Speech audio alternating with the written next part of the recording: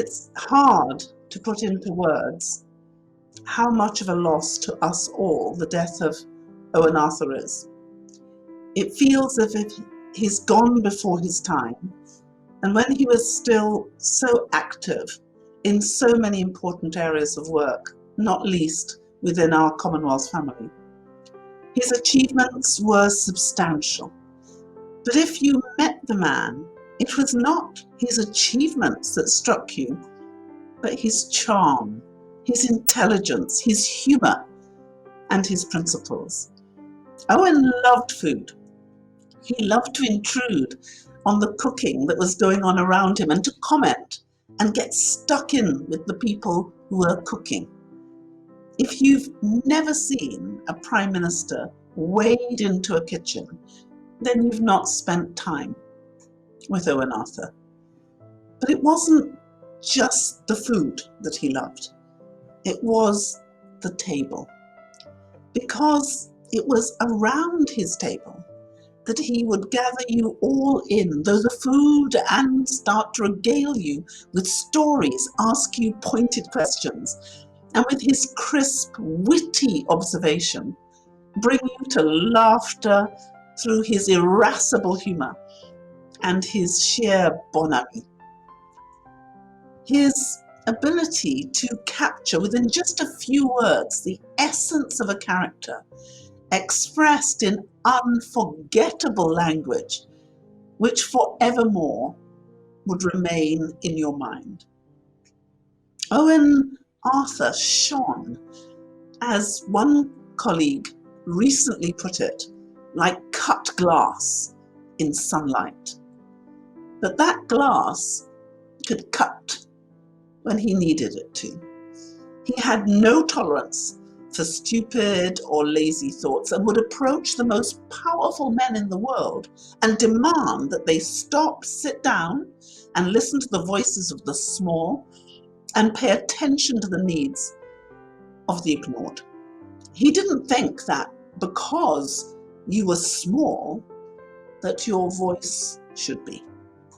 He used his intellect, his charm, and his wit to make sure that the voices of the small were heard at the top table of world politics. He was ferocious, committed to equality, and was a true champion of women and their leadership. Who can forget the sight of Owen entering a room with Dame Billy Miller on one side and the great Mia Motley QC on the other? A formidable sight of a formidable team. His commitment to the deployment and development of young people was undisputed. And if you watch the way that Owen nurtured young talent, gave it confidence, spurred them on to achieve some remarkable matters, you cannot doubt the contribution that he has made to the development of our young people. And these were the values of Owen Seymour Arthur.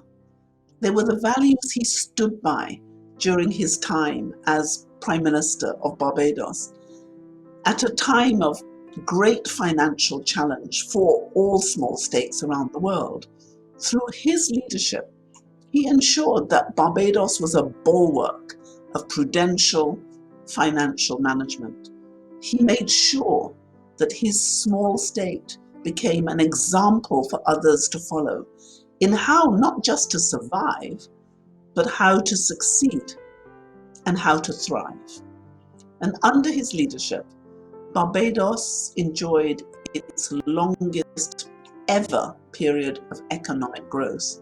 This care for the public purse, combined with his care for all of the people of the island, doubtless helped him to become the longest serving Prime Minister in Bajan history. He was the energy behind the creation of the Commonwealth Ministerial Group on Small States and its first chair, and carried that work on globally bringing together small states to amplify their voices, make sure that they were heard on the issues that mattered to them, such as their vulnerability within the existing global architecture. And within the Commonwealth, we have 32 of the 39 small states in the world. So his voice, amplifying their voice, was the difference that needed to be made in those times. And he was deeply committed to his beloved Barbados and made sure that as a country, it punched way above its weight. But he was also committed to the whole Caribbean region and to the Commonwealth. He always insisted that the Commonwealth could do more. He was especially committed to making sure that young democracies, supported by the Commonwealth, didn't just succeed in being democratic, but they used their highly valued independence to flourish and to grow. Till the very end, he remained committed to supporting democracy and was the chairman of our recent election observation group to Guyana. In some ways, to list his achievements as Prime Minister and the consummate statesman is to miss the bit of Owen that we will all miss the most. And that's him, his company, his intelligence, his humor, and importantly, his table. His table overflowing with grace, inviting and welcoming and full of cheer, but also a place where the small would be heard and the strong would be made to listen, and where all of us could come together in unity and purpose. We all owe a huge debt to Owen Arthur for the drive and for his commitment to those principles. I, for one, can't believe that he is gone. I can't believe that I won't hear that wicked chuckle. I can't believe that we won't listen to his voice.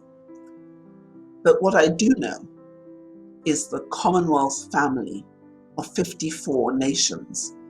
We will not only miss him, but all of us today, we salute him and we give thanks for his life, for his commitment, and what he has left with us all. That's an indelible fingerprint on all of our histories, and he will never, ever be forgotten.